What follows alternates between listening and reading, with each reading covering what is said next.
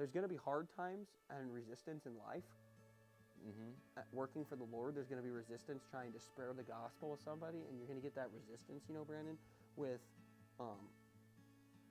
you're going to get that resistance trying to share the word to somebody that's a non-believer or has stuck in their ways. And we're live. I'm glad I got that on camera. Welcome back, guys, to another episode of Sunday's Not Enough. Sunday is not enough. Welcome back. Small recap? So we finished Genesis, so it is very exciting. Just the last, 3 chapters of it. So it's very exciting for us to finish, and then... Yay, Exodus! And then go into Exodus and start the story of Moses, which was actually really interesting, to be honest. The first few chapters and explaining, the life of Moses and everything, and what he did was really interesting. And then so we did 1 through 18 of Exodus, and yeah, I'm excited to kind of share. Moses' story's always been kind of an interesting one. Yeah, God definitely used him in some ways. God used him in a lot of ways to speak to, the Israelites and the Egyptians. So we finished up Genesis, obviously, and we went to, Genesis 47 to 50. Pretty much we're just going to summarize that briefly, 47 just talked about Jacob and his family settling in Egypt, and all that shabam. And then 48 moved into Jacob blessed Joseph, his sons, Ephraim and Manasseh. I don't know how to pronounce it. I don't know how to pronounce that. And then Genesis 49, Jacob blessed his 12 sons and prophecies about their future tribes. That's what happened in that, roughly. And then 50, to end out Genesis, Jacob unfortunately dies and is buried in Canaan. And Joseph reassures his brothers that they're going to be fine. Yeah. And that he's not completely pissed off at them forever. Yeah, Joseph at the end just really kind of took the role of securing his brothers, because I think it was at the last episode, Joseph gave all his family a home in Egypt. 46 Jacob moved to Egypt and he got him land. Yep. So once Jacob died, Joseph kind of took over his brothers and kind of being that fatherly figure, even though he was the youngest. Yeah, he almost took that that leader of the household. Yeah. He's now. stand. He's the the King? the king. Priest, I couldn't think of the word king of Egypt. So he So and then Exodus is really where it gets kind of exciting. Yeah. I guess I shouldn't even say exciting. More interesting, other than because that beginning stages of Genesis, you really get into how it was created and from the beginning, and then you obviously get into first generation families. For sure. But Exodus is where it starts to get deeper into the Bible and into deeper parts of the Bible.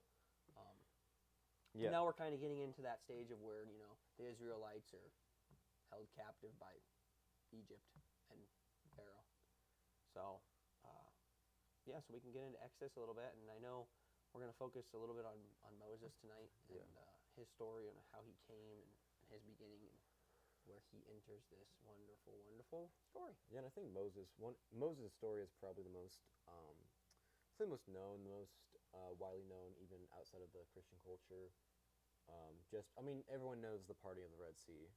Yeah, everyone. The parting of the Red Sea, that's as big as a deal as Noah and the flood. Yeah. Or, Jonah and the whale, which we'll get into, I'm sure, eventually. But it's definitely one of those, big time stories. Everybody knows who Moses is, It's the guy that parted the Red Sea. It's the guy that broke the tablets. Yeah. It moves in, and, he's obviously well known, and I think everybody's going to be able to follow along as long as they've obviously been in the Bible their life. And if you guys are new here, we'll try to keep it simple of what we learned, and hopefully you guys go back and read it yourself if you want. So if we want to get into Exodus 1, I I can go over that one, Brandon, if Yeah. you want to just tag team these chapters. Yeah. Exodus 1, to summarize it, the Israelites multiplied, and they're being held captive at this point by Egypt, and Pharaoh is oppressing them. He's pretty much enslaved them. They're slaves of Egypt. Yeah, he did enslave them. Yeah, they're enslaved. And then, Pharaoh makes this, bold statement of, every Hebrew baby that's a boy, we're going to kill him, because he didn't want him to obviously grow an army and overtake Egypt. Yeah, it's like China. Yeah. Yeah, No offense to China viewers, until recently, yes. but So, baby boys got killed. If it's a girl, she's good. She can live. And that happened in episode 1. We won't get too deep into that. And it's more just so, I think, just because Pharaoh didn't want him, obviously, to take over yeah, Egypt. he wanted to He wanted oppress to rule. them. Yeah. So, and then the focus in that chapter is, God's people's growing under oppression, which I think really lands on today's society.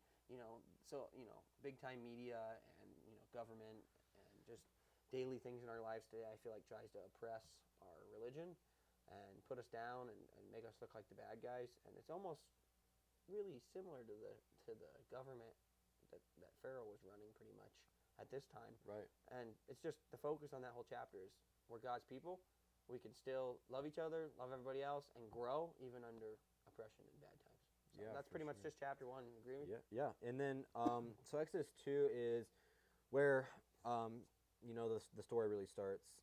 So Exodus 1 was just kind of some context, but Exodus 2 is where Moses is introduced. So Moses is introduced as the baby boy that was saved from all of this moves that wanted to kill the boys, but Moses was saved and from the midwife, because the midwives were like, oh, I couldn't get there fast enough. You just those women, they just work fast.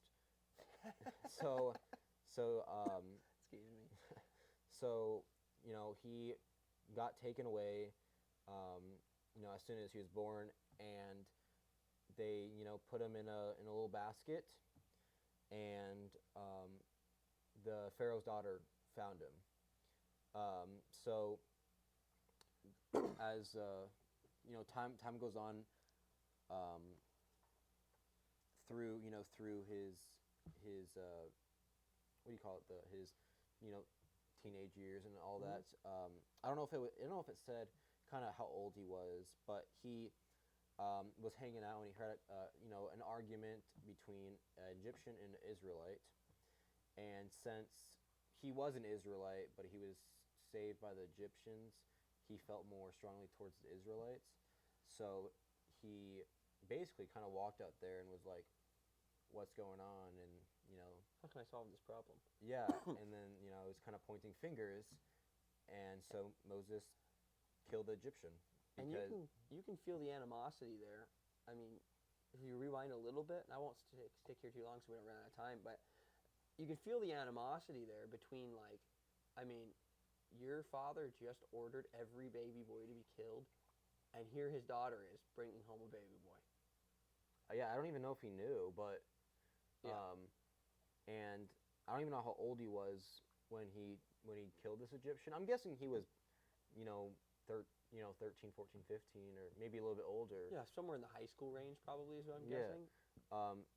Because obviously he's a blood Israelite, but his family is Egyptians, so he was obviously felt towards the Israelites, and he killed the Egyptian and fled to Midian to so he doesn't get wrath by Pharaoh. And then That's the same chapter too that God starts hearing Israel's cries, of help. We need help. Yep. And that's pretty much the whole focus on that Exodus 2 is it's God trying to prepare to deliver them, and get them out of there, which Moses is obviously a huge part of getting them out of danger. Yeah. And not even the danger, just the oppression and the slavery, and this right here shows, even today's society, that slavery started a long time before, What the we slavery know. that everybody talks about today. Right. and it wasn't just one race. This was a religion and a race that was getting.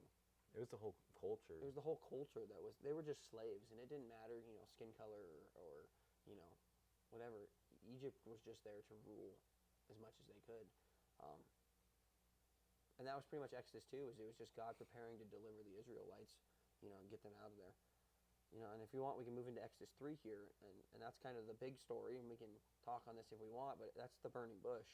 And that's where God finally he calls Moses and is like, you're going to lead Israel. Yeah, and, this is, I think one of the not the first time, but we hear of, God's name of I am. Who I am. Yeah. I am who I am. Right. And he basically, tells Moses that he promises to deliver the Israelites out of Egypt or out of Pharaoh's hands. But Moses is having some internal issues with this newfound sight and newfound just experience with I am with God. Yeah, and this is where Moses' first time really getting into God and getting into the faith. This is his first experience, his first encounter, other than hearing things to the Israelites and knowing where he came from, obviously. But this is really I guess his turning point. Because he was brought up Egyptian, so he was probably brought up with the Egyptian ways, thinking that God or kind of whatever back then. Yeah, they were bad people. They were slaves. They were below us. The lowest to the low. Yeah, so Moses had the thoughts of the Israelites being low people, bad people. So him being introduced to God was probably super wild to him, and big moment in his life. Oh yeah, he probably I couldn't imagine what was going on in his mind, to be honest. So Exodus 4, and I can summarize that one if you want. Yeah. This is where Moses starts having, or he hears from God at the burning bush, and starts having his doubts, and God gives him signs, that he's God, and that's where he turns the snake to a staff, or the staff to the snake. Yeah, he throws down the staff and it becomes a snake. Yeah, it becomes a serpent. Yep. And then that's where he turns Moses' hands leprous, to just show Moses I'm God and I have the power, Basically showing off. Yeah, pretty much. Just kind of showing off, hey, I'm God. And it's just to get him to believe him pretty much. Yep. And then Moses starts having doubts of I can't talk to the people. I'm not good at sharing. I can't speak. I can't speak in front of public. Yeah. So God, here I want to go to the verse because I thought it was really good, and I don't want to misinterpret it. Where is it? Yeah. So. And while Brandon's looking for this verse, it's kind of God starts giving this. Well, Moses, when he gets into the whole, hey, I can't do this. I'm not good at public speaking. I can't speak in front of people. God, in Genesis 1 and 2, he gave Adam a helper. Yep. And God almost does the same thing here. I mean, he does. He gives Moses Aaron. And Aaron, was... He's good for doing that public speaking. He speaks out more. He has some experience doing that, and that just really I think helped Moses along. They were able to tag team it, and get through this whole next section. Yeah. And go ahead if you want to found that verse. Yeah. So this is Exodus 4, chapter 4, or verse 14, chapter 4. And he says, Then the anger of the Lord burned against Moses, and he said, Is there not your brother Aaron the Levite? I know that he speaks fluently, and moreover, behold, he is coming out to meet you. When he sees you, he will be glad in his heart. You are to speak to him and put in words in his mouth. And even I, will be with your mouth and his mouth, and I will teach you what you are to do. And I think that Moses was, like what Justin was saying, just complaining basically about how he can't do it. And God was like Moses, you he was like, burned, the anger of the Lord burned. So he basically said, all right, here's Aaron, your brother. I will be with both of you. My words will be your words for your both of your mouths. He almost used Aaron, as that example figure. I'm guessing Aaron was older at this time, just due to what it never really says. Yeah. But from what I can tell, Aaron is older at this time. Oh my gosh, I'm trying to readjust my seating. Aaron is older at this time, and this is also where, verse 14 is where he says, Aaron, your brother, I know that he can speak well. So God already knows that Aaron can speak, fluently and probably spread the word and whatever else is needed. And this is just where he's kind of giving Moses and Aaron that direction of, I'm going to tell you what you guys need to do, pretty much. Yeah. And that's pretty much where Aaron steps into this story with Moses. And the focus on chapter 4 is, God pretty much equips, and then he equipped the two that he called, which is Moses and Aaron. He called them both. Yeah. For this next, start of this battle with Pharaoh. Had to say it like that. Pharaoh. Not a cool guy, by the way. Yeah. So then we move. Are you good with chapter 4? Is there something else you want to share on that? No. That was pretty much summarized in chapter 4. Like I said, we're just going to kind of skim through these. So chapter 5 comes across, and, this is where Moses finally steps up, and he confronts Pharaoh. And if you think about this, Pharaoh's daughter raised Moses, so that would make Pharaoh almost like his grandfather. Figure. I'm guessing Pharaoh was around throughout Moses' life growing up. Yeah, probably. Nothing technically implies that, but being that he was raised by his daughter, I'm guessing. Don't hold me on that. And then this is where the Israelites start to really suffer more. This is where Pharaoh increased the workload, and they were making bricks. Yes. They were making bricks. That's some hardcore. You have to think about today, nowadays, there's machines that pour bricks. They were making bricks to build all sorts of stuff for Pharaoh and for Egypt, because Egypt at this point was growing significantly. So Pharaoh increases the workload on the Israelites, which makes them suffer more. By a lot, too. A lot. It was a lot. And we can find it in here where it shows it, but he really starts increasing that workload on these guys, which is enslaving them even harder and harder. Yep. And then the Israelites start to blame Moses, because this is where Moses' first encounter with Pharaoh is, and he kind of confronts Pharaoh, is in chapter 5. And the Israelites start to blame Moses, thinking that the reason that their workload now got increased is because Moses went and tried to confront Pharaoh. And I guess the really big picture of chapter 5 is it's more of a resistance before deliverance.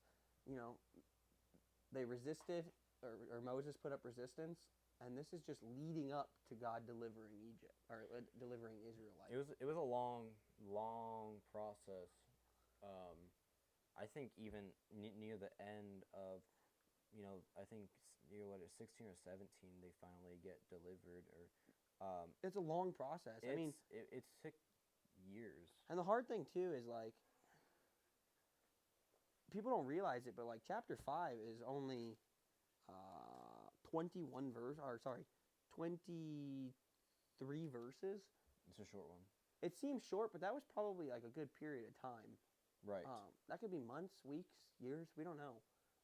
The Bible doesn't really give us timelines for things, except for the creation and the 6 days and the important stuff. But that could have been a longer period of time that we don't know. So this could have been just leading up, and the workload could have been increasing in a week. It could have increased in a month. It could have a year. And I think the really big thing is that resistance before deliverance theory of chapter 5 is kind of it's a really good picture of there's going to be hard times and resistance in life. Working for the Lord, there's going to be resistance trying to spread the gospel with somebody, and you're going to get that resistance, Brandon, with you're going to get that resistance trying to share the word to somebody that's a non-believer or has stuck in their ways.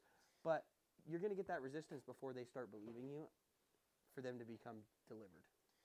Yeah, I think it's the resistance is obviously the devils or the evil spirits, whatever you kind of want to call them, they they're they're very out there, and they want to make themselves known. So even though obviously the Pharaoh or the Egyptian people weren't obviously cursed or anything by God, that they were persecuting the Israelites, not killing them, but just beating them like with work.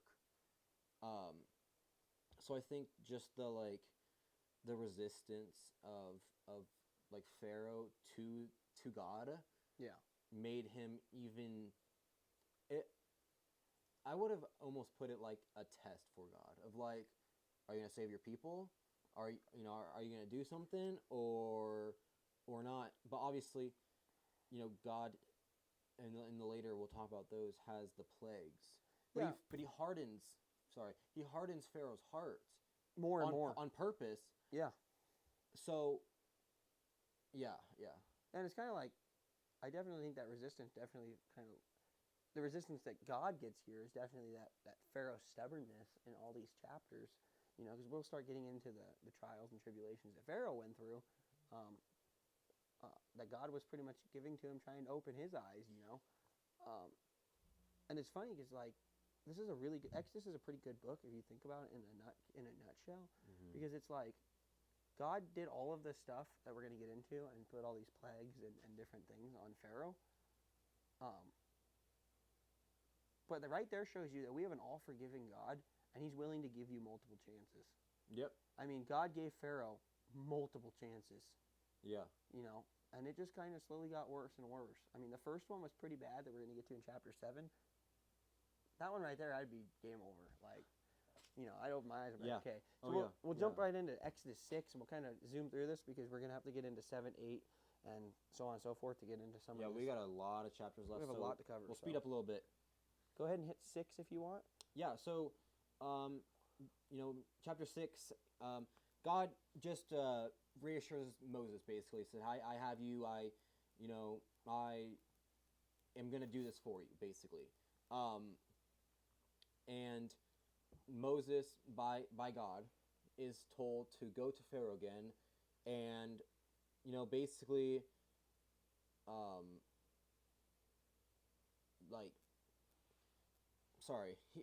he goes talks to Pharaoh, but he doubts, like he was in chapter 3, or 4.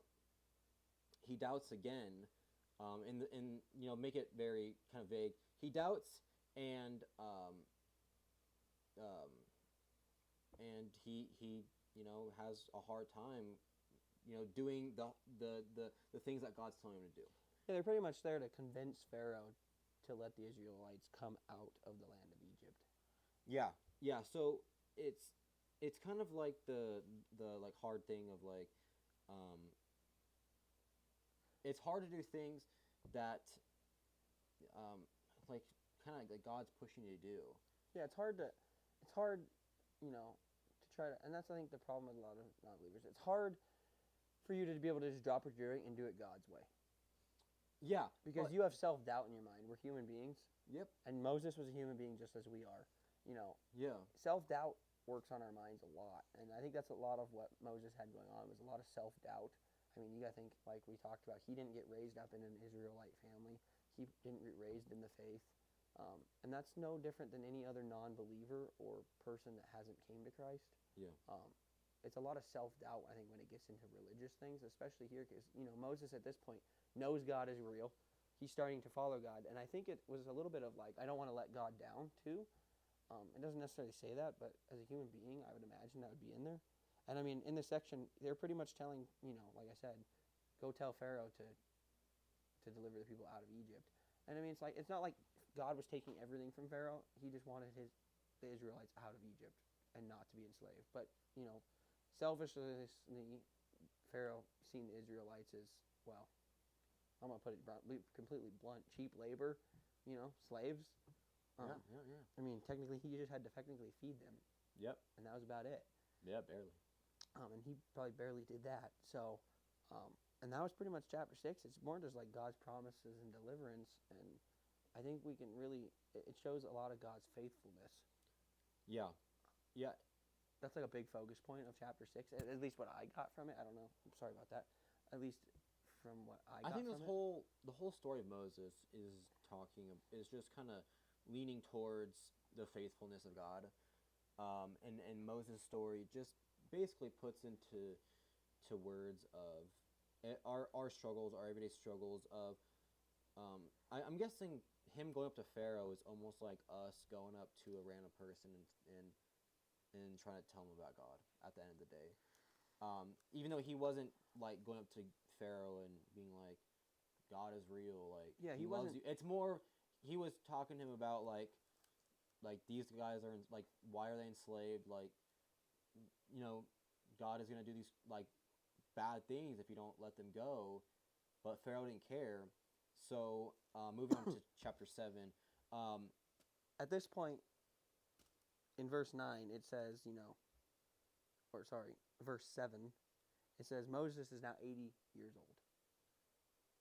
Man. So that right there gives you a perspective of timeline of this whole story, because we just went from Moses as a baby and now he's 80, and Aaron is 83 years old. So Aaron is the older one, to recap back to our question of, I believe that Aaron was the oldest one. By 3 years. So they aren't far from age, but they're in their 80s, and now they're speaking to Pharaoh. Yeah. So I just wanted to throw that timeline out there just to give a perspective of how long the Israelites, even just they could have been enslaved years before that. I don't know if there's a technical number, but that just shows you how long these Israelites have been enslaved. At least 80 years. Yeah. 83 years of Moses' life, because from a baby to 83, they were enslaved, and they still had not, Yeah. let him go. I mean, 83, I'm hoping I'm kicking and fighting a Pharaoh, But, so it's chapter 7. If you want to go over it, or I can start, either way. Yeah. I'll go. So he basically, this is kind of the first plague. So Moses goes to Pharaoh, and Pharaoh's, God hardens Pharaoh's heart. So he pretty much wanted proof. Yeah, so Aaron threw down a staff, became a serpent, woo, and Pharaoh was like, oh, nah, that's cool, who cares? So He pretty much doesn't buy it. yeah, so God basically turns the Nile into blood, which means that they don't have water now. And it wasn't even just the Nile. It was the whole. It was every body of water, I think is what this says somewhere in it. Uh-huh. Every little pond, everything in Egypt was turned to blood. Which means they had no water other than what they had. So now they don't have water. So that's the first plague. And then chapter 8, we'll kind of run through these plagues, but they got the frogs, and they were in everything, cabinets, houses, everything. Food barrels, everything. So Moses You want a bunch of frogs in your house? No. Me neither. So Moses was like, all right, like, let's get these frogs out of here. And then they got the gnats going on, and that's... I don't know if you guys have ever been fishing or anything, but gnats are annoying. Yeah, and it said that all of the dust, all the dirt... all the dust in the air became gnats. And that's... That's a lot of gnats. Because you got to think, back then, no concrete, no asphalt. Everything was dirt. Every road, every path, every field. So many gnats. So many gnats. It'd be crazy. And Egypt is not small. It was not a small place. It was pretty large. Yeah. At least back in those days. Yeah, and then after that, they got the flies. Which we all know about flies. One fly is annoying. Yeah. And let's just say there was a lot more than one fly. And it says that the houses of the Egyptians shall be filled with swarms of flies. Yeah, that's crazy. So not just one, not just two, not just three, but swarms. And I don't know what the definition of swarms is or what they're referring to, but I'm guessing not a lot of flies. I'm guessing like what you see, like the sky, like when whatever those like all the little are. birds. Yeah, or I guess like the bugs from like a cartoon where they got like the like. Oh, yeah, like in the Looney Tunes. Yeah. That's what I'm kind of picturing. But so after that, Pharaoh was and the big thing is, after each plague, Terror, oh, tell God I'm sorry, and he begs them to take him away. Take the gnats away, take the frogs away. And, I'll deliver him, and then he never ends up doing it. Yeah. That's a lie after a lie after a lie after a lie and after a lie. And this is where we start really seeing lying and how it just kind of angers God, and Well, yeah. this is like the first big thing of seeing lying.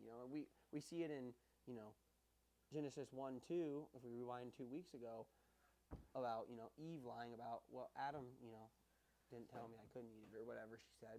Yep. And this is where we see another case of a lie after a lie after a lie. And in this case, it's Pharaoh with a hardened heart. Yep. But so we had the blood in the Nile. Yep. Frogs, gnats. Then we had flies.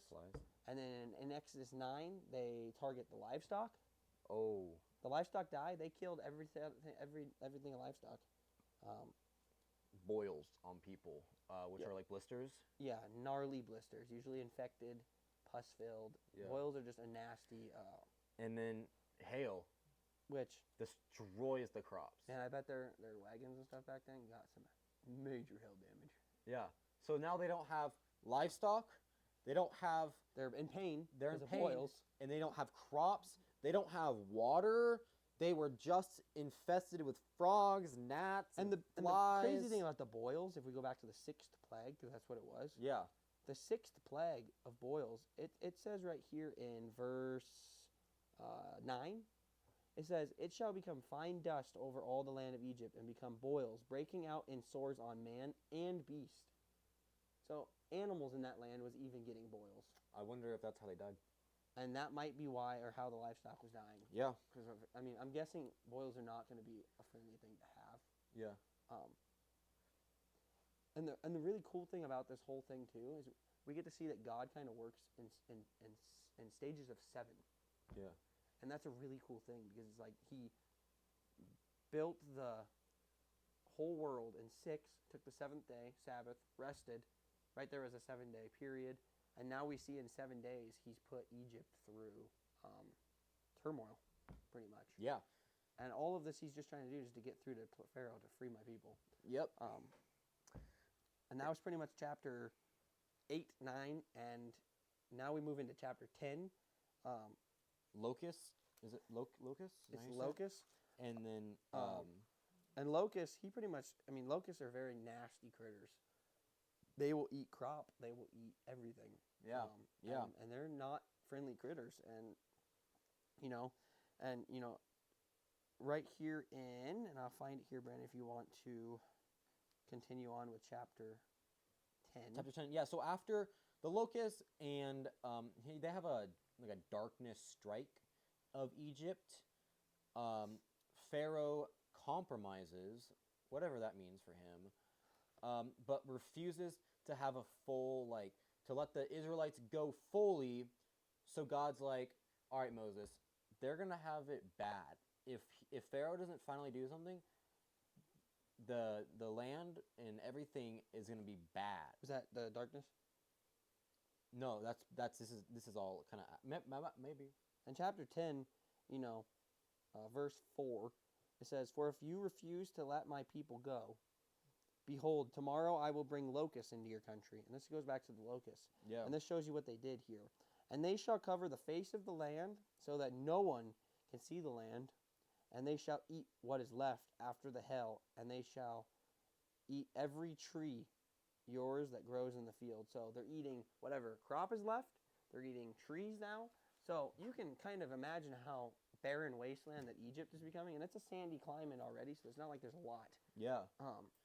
So you can just imagine that this has probably gone from a luscious fields, pretty decent looking place to nothing.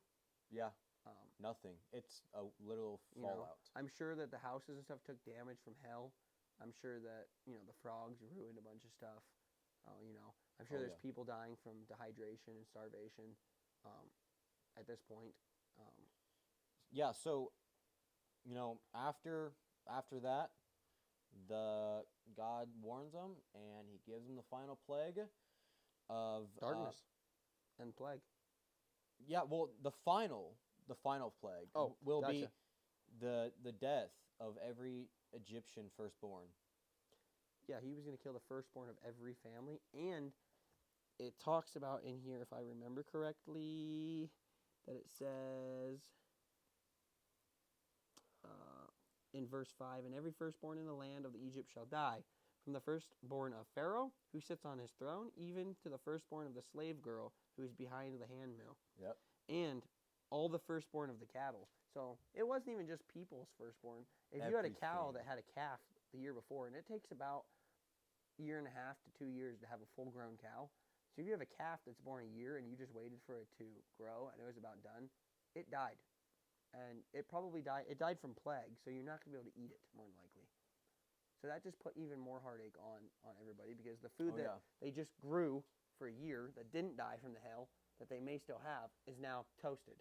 Yep. And this isn't just like, again, this is probably a pretty stretched out timeline that all this happened. So they were suffering, and it's almost like God gave them a taste of their own medicine. But the thing is, too, that we don't realize is our Israelites was part of this. So they were suffering, too. Oh, yeah. Pharaoh would not let them go. Yeah, so, after that, Egypt is basically telling Israel, like, all right, once it's over, please don't hurt us. Like, we didn't mean any of it. It was just a funny joke. So, and then in Exodus 12, the first first ever Passover happens, and they got the lambs.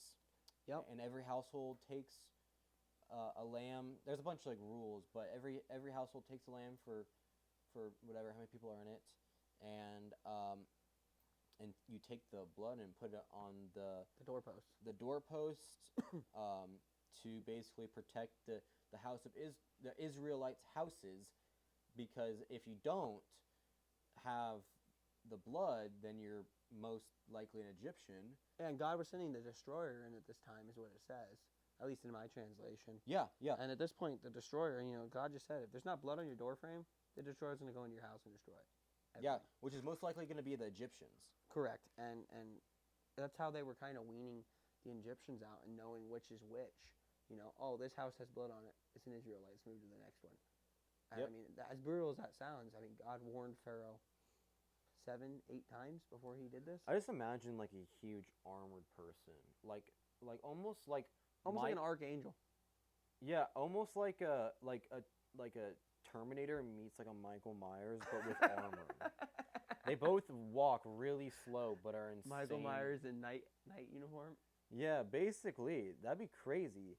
And imagine I'd crap myself if I was an Egyptian. You better be an Israelite, Imagine like not having it, and then it like freaking kicking down your door like Terminator, hunting you through the house. Yeah, which closet you hiding in, and walking like at like really freaking. And I'm sure it was a very fast process. I'm sure it was like in a house, out of house, in a house, out of house. Skip this house, we're good. In a house, out of house. You know what I mean? Oh yeah. So you gotta think you're in the heart of Egypt at this point. Yep. And that's pretty much chapter 12 goes over, and the big focus on that is redemption through sacrifice. Yep. They sacrificed the lamb, and they sacrificed the slavery that they went through, and their redemption now is, the people that got it and understand have the lamb blood on their door jams or doorposts. So after that, it is we are in the upward angle. We're going up in. Amen. Amen. Amen. So basically, we have we're gonna start seeing the light, people. Yeah. So, Exodus 13, we have the consecration of the firstborns. Basically, God saying, "All right, now the firstborns are now mine." Like, yeah, and the Israelites pretty much leave Egypt. Yeah.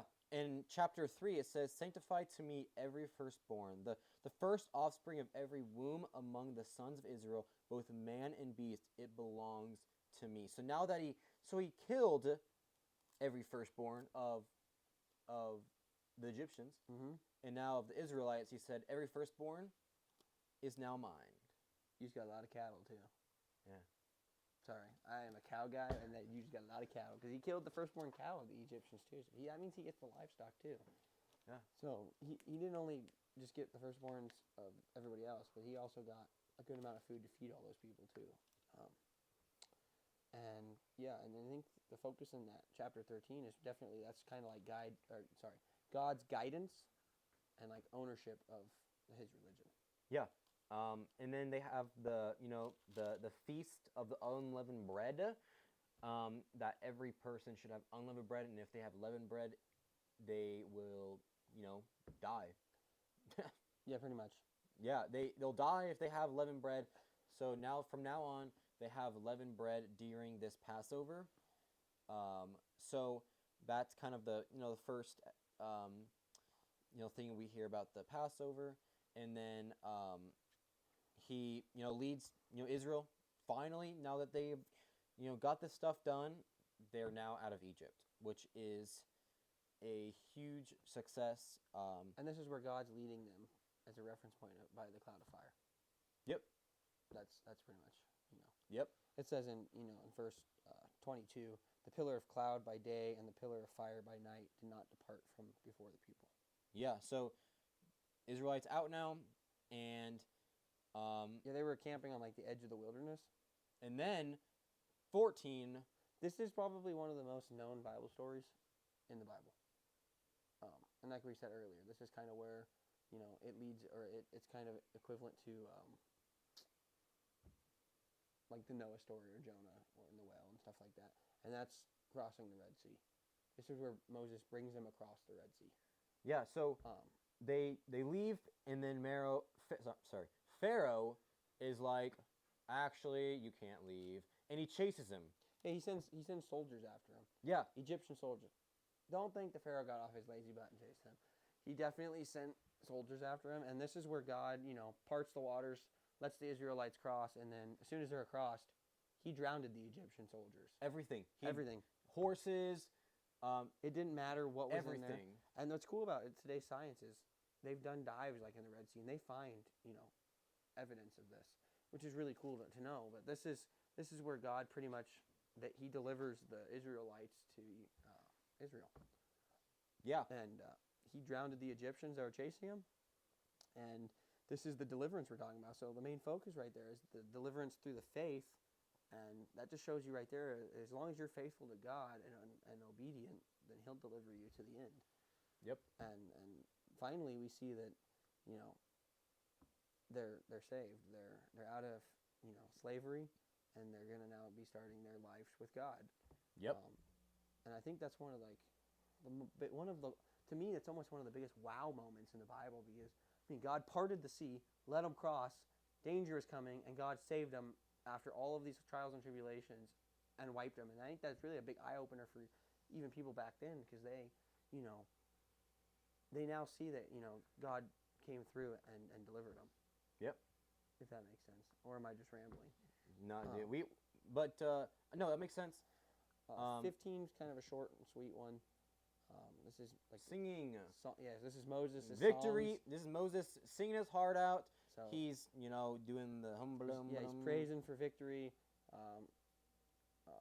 God provided Mara. Yeah.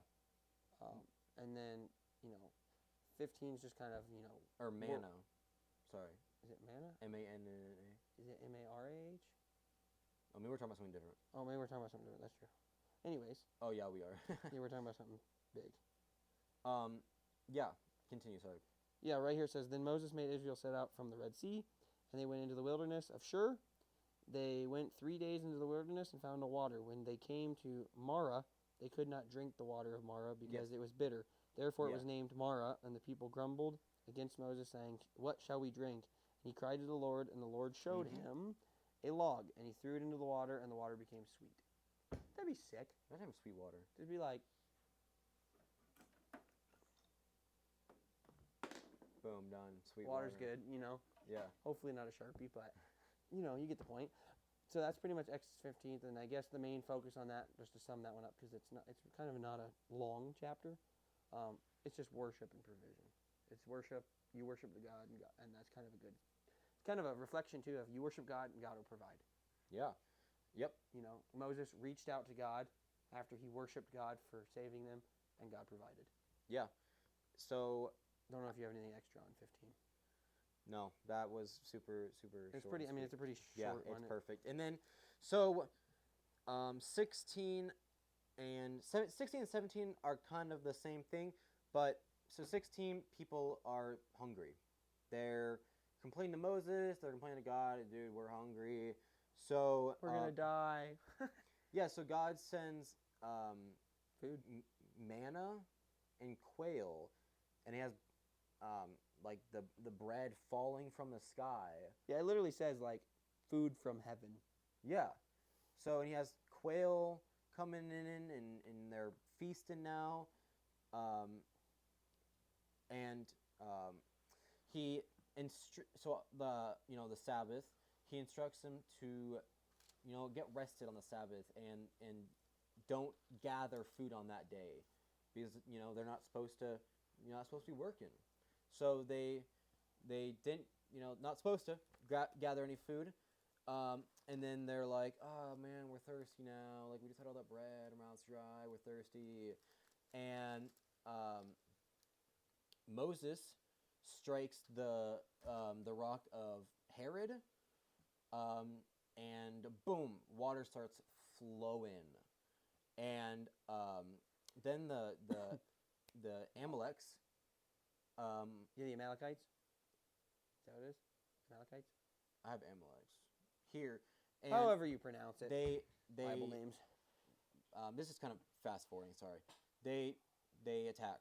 They are like, shing shing. And Joshua leads them into battle. Yeah. Just to fast forward, that's where who leads them into battle is Joshua. Sorry, I totally kind of skipped over the whole water thing. Water comes out of the rock of Herod, and they are ecstatic now. They have water, they have food, and God provided all of this to them for them. And now they're into battle with. And now with the they're Amalekites. full. Their thirst is quenched, and now they get attacked. And but they win, so it's fine. So 16. That's a summary of trusting God's daily provisions. Yep. And then 17, God's provision and power through leadership always prevails. And then 18 is where Jethro comes in and advises Moses on a couple things. And then Moses kind of learns to delegate tasks, which as a manager is really hard to do sometimes. Yeah. And then the main focus on 18 is pretty much just there's wisdom in leadership and delegation. Yeah. You pretty much become a wiser person from learning how to lead and delegate people. Yeah. So that pretty much sums up Exodus 1 through 18 and the end of Yeah, from Moses being born in secret to being picked up by Pharaoh's daughter to killing an Egyptian to becoming old and 80 and yeah. going through the trials and tribulations. I mean, because you got to think, he was going through the same trial and tribulations everybody else was. Yeah. It's not like he was guarded from it. He was dealing with it. And then Moses and Aaron now taking over Pharaoh, and Pharaoh, being the guy he is, and God sending all these plagues that I think these plagues lasted quite a long time. Yeah, there's no timeline technically, it says. I mean, in the Bible, if you just read it back to back, it just seems like it's happening back to back to back to back, which it was happening back to back, but I'm sure it was sprawled out. Like, I'm sure you didn't just have gnats for a couple hours. Yeah, probably it was like a month. A month, maybe, two. yeah. It doesn't really specify. So I'm hoping. Dude, I would lose it. One gnat bothers me, and let alone flies. I don't want to talk about Yeah, that. if there's a fly in my room while I'm sleeping, dude. Dude, I got livestock. I get flies all the time. They suck. Dude. So if we get into our study guide here, if you're good with that, yeah. Unless you want to jump yeah, in let's and have questions. let's get this. That way we can wrapped get up. going because I know we're getting close to time. Number one says, how does this story of Joseph, and this is kind of rewinding to 48 and 50 of Genesis, and how he views the pain and suffering in his life, change your perspective of how God can use pain and suffering in your life? So I kind of want to tie that in with Moses as well, like the pain and suffering of what Moses had to go. I would say not physical. Joseph was obviously a lot more physical. But Moses had a lot of emotional damage by being born Egyptian, but being Israelite and having to deal with all this stuff, and then being God saying, hey, now do this and stuff. It's almost like, ever been called to do something you felt like couldn't do. You feel like you didn't have the strength to do it. Yeah, and with the Moses thing too, it doesn't say anything about it, but I'm sure him not knowing like his biological parents probably had some kind of toll on him. It doesn't necessarily say it, but I'm sure he had questions that just were never answered. Yeah. Because obviously he knows, or eventually figured out, I'm sure, that that wasn't his mother, and that wasn't his father or whoever he could have been. Yeah. So really that he went through a lot of pain, only not only what we see in the Bible, but I'm sure there was a lot of pain and suffering before that too. But yeah, But the big thing is he was able to prevail. Yeah. And deliver the children of Israel. Yeah, and then back to Joseph. I mean, he dealt with a lot of physical pain, being thrown into a pit and being. And Jacob's death was really hard on him too. Yeah, just being disregarded by his family was. I mean, his brothers disowned him. Yeah. They left him to die pretty much. They wanted animals to kill him. And when that didn't happen, they still faked his death. And Joseph ended up having a really rough life. After that a little bit, because it was like that weight of that was on his shoulders. Trying to my brothers just tossed me out and don't want me. Yeah. And that would be a really hard thing for anybody to go through. You, myself, you. But even Jacob's death was really hard on Joseph. Chapter 50 and verse 1, which is one of the sections we read, after, Jacob, finished commanding his sons, it says, Joseph fell on his father's face and wept over him and kissed him. That right there shows you emotion and suffering and pain, Yep. Even though, Jacob was obviously going to heaven for being so faithful to God, that's still hard on anybody to lose your father. Yeah. And it sucks because he missed out on years with his father. I mean, towards the end of that whole Genesis book, Jacob gets to meet his, grandkids. I mean, at that time, I'm guessing they're a little bit older. Probably, I don't know, mid-age of child years between 1 and 18, I'm guessing. But that's even a big moment. I don't know who knows, but they might have been 80. Yeah, they could have been old. You don't know how old, but it's just he missed out on a lot, and I think the pain that Joseph went through, just with family. What's the word I'm looking for? Family. Like dynamics? No, not dynamics. More of like a relationship. Because his parents thought he was dead. So it's not even like they were really looking. You know what I mean? Because they had his coat of many colors that was covered in blood. So they thought he was dead. So it's kind of like family disownment. Yeah, I mean, yeah. Because they disowned him. I mean, his brothers disowned him. There's no other words for that. And I think that's just really hard for anybody to get through. Yeah. I mean, I'd have a hard time with my sibling, disowning me, or even a friend disowning me, let alone somebody that disowns me and then pretty much tries to kill me. Obviously it worked out in his favor. Yeah. And God said, "Hey, I got your back." But to answer the question, I guess is how can God use pain and suffering in our life? I think it's one of those things that God might put us through a trial or a tribulation, hard time, as a family member passing away, or financial problems, or anything that can cause pain, or even physical pain. Car accident in my case. And I think that He really can use that as eye openers. So I think He can just use it more of a, hey, I'm still here, I still got your back, is how I think He can use it. And just show you that, yeah, you're having a rough time, but life's not going to be rainbows and unicorns, which are fake. Rainbows aren't fake, but they're real. Well, unicorns probably are. Yeah, unicorns are fake. Maybe. No, they are. They probably are.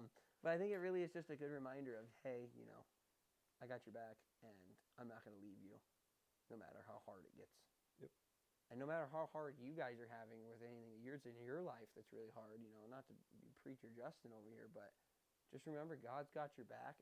All you have to do is reach out and pray, and He'll answer you typically.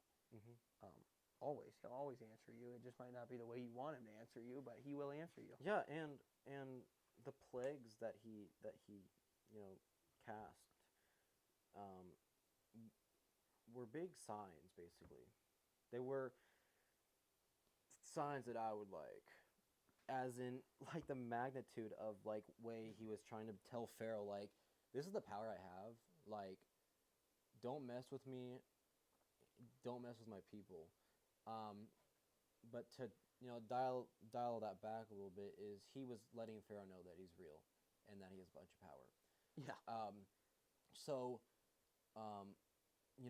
sometimes we have plagues that are in our life that seem, either seem like the biggest deal or the end of the world, or maybe just annoyances in your life that kind of either draw you back from God or distract you from God. That they're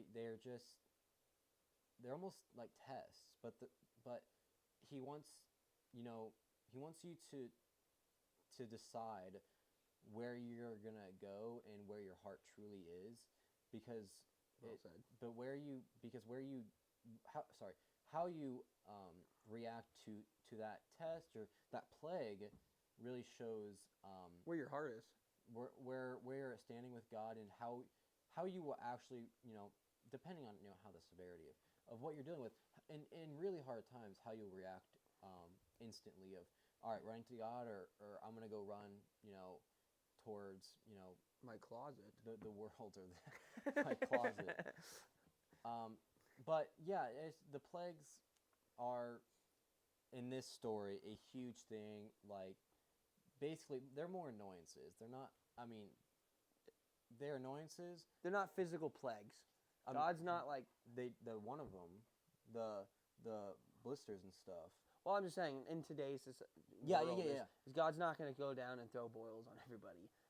It might just be a trial or a tribulation, a rough time that you're going through. Everybody has rough patches, and that's just tests of God, really, in the end. Yeah. Of, are you going to be faithful or loyal still? Yeah. And God says it many times, and we're getting deeper and deeper into the Bible, but the Bible, literally, this book is full of love, and it's just, God wants you to be wholehearted for him and love him with all your heart, and love others. And I guess when you are doing stuff like, obeying God, that's just showing God how much you really do love him. Yep. And that brings joy to God's heart. So when he puts you through these trials and tribulations and you turn away from God and you go to the world, to the closet or whatever, to do, that is almost showing, God, that you don't trust him, and, you don't rely on everything, on him for everything. Yeah. And that you think you can do everything on your own. And you just physically, you cannot do life without God. Right. As much as people want to argue that nowadays, you just can't. But that's pretty much... I think that's pretty much all we have One for that out time soon. tonight. And that's a good point to stop. So next section we'll be reading is Exodus 19 to 40. Wow, that's a lot of books. That's a lot of chapters. So we're going to be reading that this week for you guys.